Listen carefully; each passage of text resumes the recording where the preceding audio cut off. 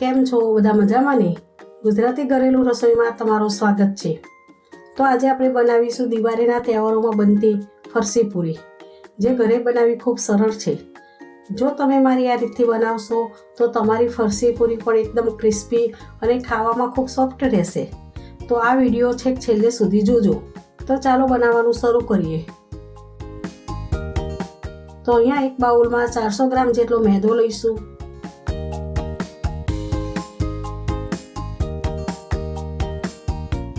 પછી 1 ચમચી અધકચરા વાટેલા મરી નાખીશું। પછી 1 ચમચી જીરું નાખીશું। પછી સ્વાદ અનુસાર મીઠું નાખીશું। પછી મોટા 3 ચમચા તેલ રેડીશું। જો તમારે તેલના બદલે ઘી પણ લઈ શકો છો। પછી હાથની મદદથી લોટને મસળી દઈશું।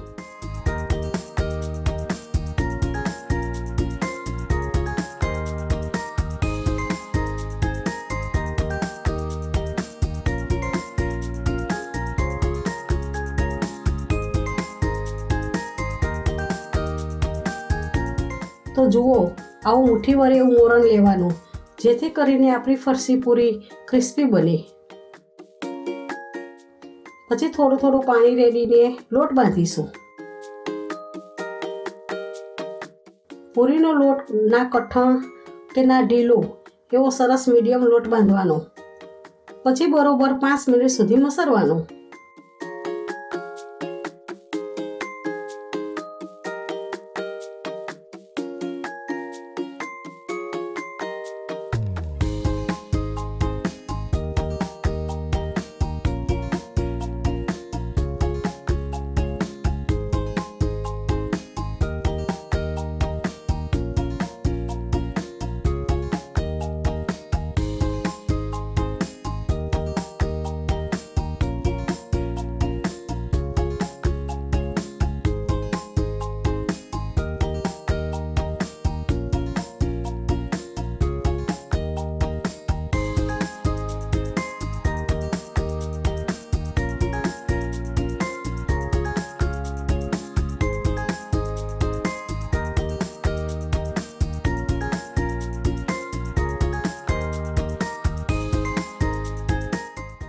પછી થોડું તેલ નાખીને તેને મસળીને ઢાંકણ ઢાંકીને લોટને સેટ થવા દઈશું।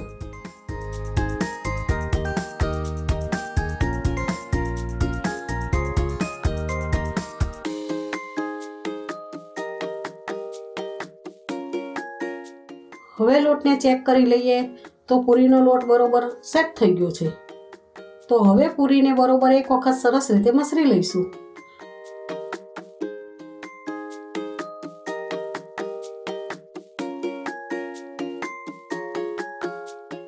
પછી હાથમાં તેલ લગાડીને મીડિયમ સાઈઝના ગુલ્લા વાળી દઈશું।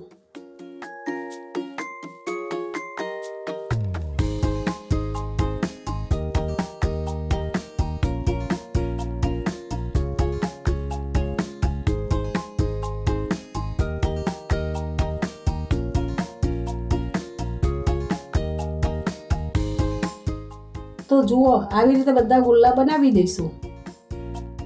હવે વેલણ પાટલી લઈને આપણે પૂરી વણી લઈશું।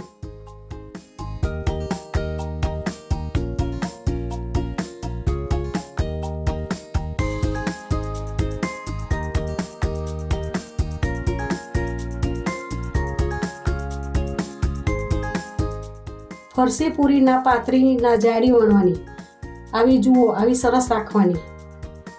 પછી વેલણથી આવી રીતે પ્રેસ કરી લઈશું, જેથી કરીને ફરસી પૂરી તેલમાં ફૂલે નહીં અને ક્રિસ્પી બિસ્કિટ જેવી બને।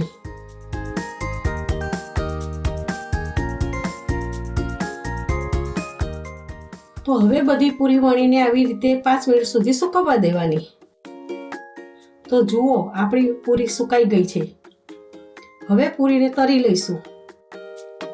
હવે તેલ પણ ગરમ થઈ ગયું છે, તો કઢાઈમાં એક એક કરીને પૂરીને તળવા મૂકીશું।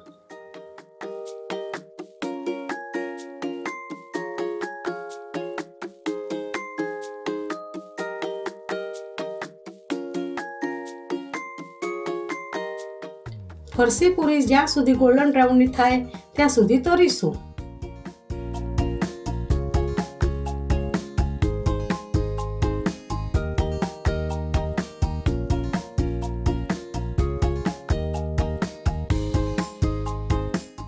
તો હવે આપણી પૂરી ગોલ્ડન બ્રાઉનની થઈ ગઈ છે.